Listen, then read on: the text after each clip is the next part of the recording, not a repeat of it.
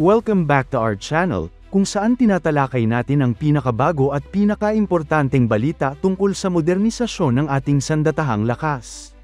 Sa video nating ito, tatalakayin natin ang kamakailang insidente na nagdulot ng maraming tanong at haka-haka sa social media, defense community, at mga bansa na may pinag-aagawang teritoryo sa South China Sea. Noong October 26, 2025, dalawang sasakyang panghimpapawid ng United States Navy, isang MH-60R Seahawk helicopter at isang F/A-18F Super Hornet fighter jet, ang bumagsak sa dagat habang nagsasagawa ng regular na operasyon mula sa USS Nimitz, isa sa pinakakilalang aircraft carrier ng Amerika. Ang tanong na agad na sumulpot, aksidente lang ba ito, mechanical failure, o may mas malalim na dahilan? May kinalaman kaya ang tensyon sa West Philippine Sea? At kung oo, sino ang posibleng nasa likod? Pero bago tayo magpatuloy, tandaan natin na ang matatag na Pilipinas ay hindi lang nabubuo sa lakas militar, kundi sa maayos na pamahalaan, paglaban sa korupsyon, pagtanggi sa political fanaticism, at pagsugpo sa fake news. Mahalaga yan para sa tunay na seguridad at katatagan ng bansa. Ngayon, linawin natin ang facts. Ayon sa opisyal na ulat ng US Navy, ganito ang nangyari, bandang alas 2:45 ng hapon, oras sa South China Sea, isang MH-60R Seahawk helicopter mula sa Helicopter Maritime Strike Squadron 73, kilala rin bilang Battle Cats, ang bumagsak habang nagsasagawa ng routine operations. Mabuti na lamang at mabilis ang naging response ng Carrier Strike Group 11, kaya ligtas na na-recover ang tatlong crew na sakay. Wala umanong namatay, walang critical injury. Ilang minuto matapos ang unang insidente, 3:15 p.m., isa namang F/A-18F Super Hornet fighter jet mula sa Strike Fighter Squadron 22, o Fighting Redcocks, ang bumagsak din sa parehong rehiyon. Ngunit gaya ng helicopter crew, ang dalawang piloto ng Super Hornet ay matagumpay ding naka-eject at nailigtas. Sa madaling salita, lahat ng 5 sakay mula sa dalawang aircraft ay ligtas at nasa stable condition. Pero dito na nagsisimula ang mga tanong. Bakit dalawang sasakyang panghimpapawid ang bumagsak halos sabay at mula pa sa isang parehong carrier battle group? Rare ang ganitong pattern. Alam natin na ang US Navy, lalo na ang carrier air wing operations, ay highly trained, well-maintained, at may matinding safety protocol. Kaya kung ordinaryong mechanical failure, bakit sabay-sabay? Routine operations lang daw at hindi combat scenario.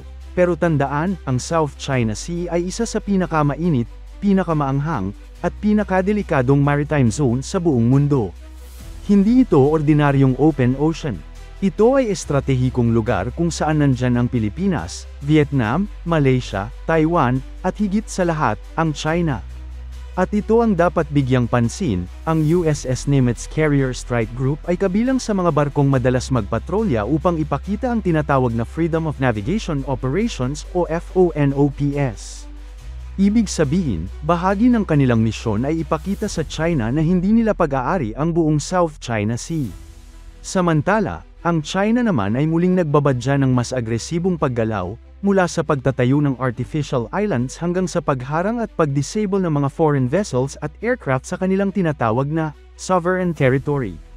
Kaya, may posibilidad ba na ang mga pagbagsak ay dulot ng electronic warfare, radar jamming, o interference?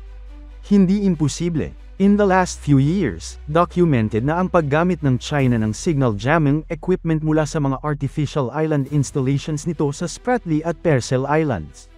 May mga report ang US at iba pang militar, kabilang na ang AFP, na nakakaranas ng GPS interference habang lumilipad o nagpapalipad ng drone sa West Philippine Sea.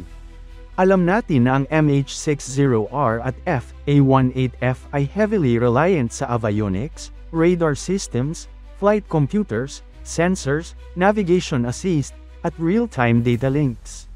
Kung magkakaroon ng electronic disruption, maaaring magresulta ito sa sudden flight instability, instrument confusion, o loss of situational awareness.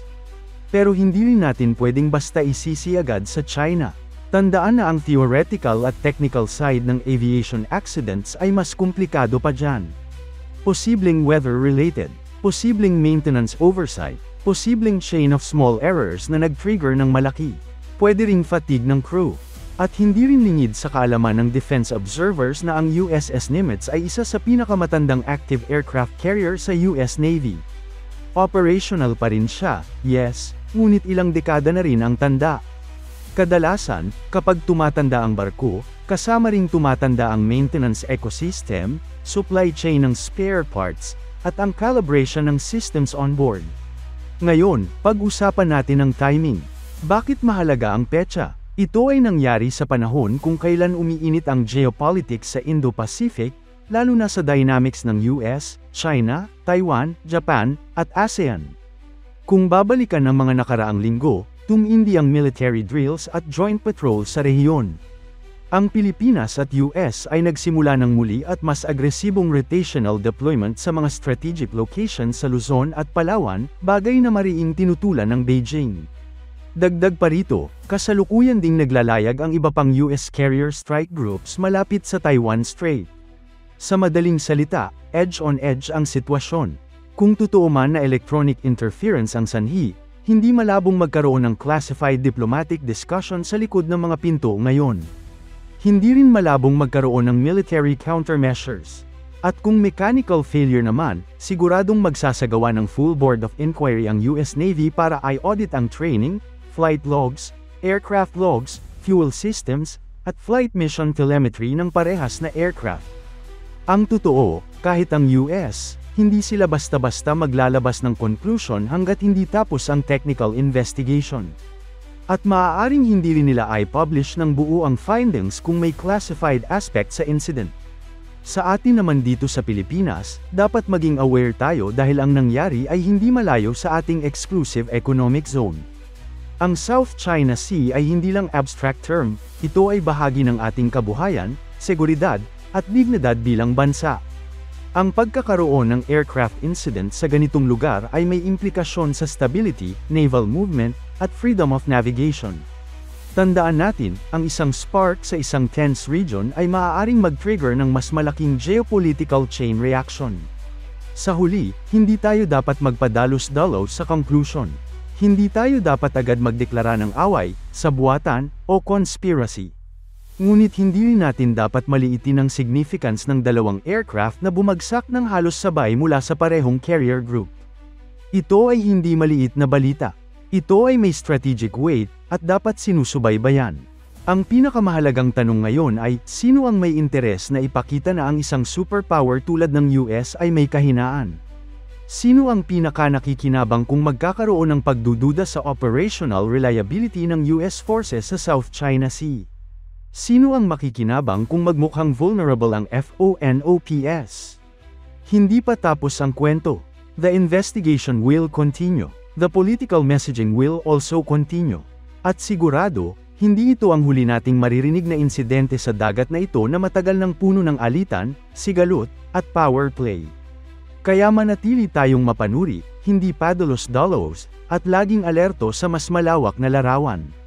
Kung gusto ninyong gawin natin ang follow-up analysis kapag lumabas ang official investigation result, comment lamang, gawa ng part 2. Maraming salamat sa panunood.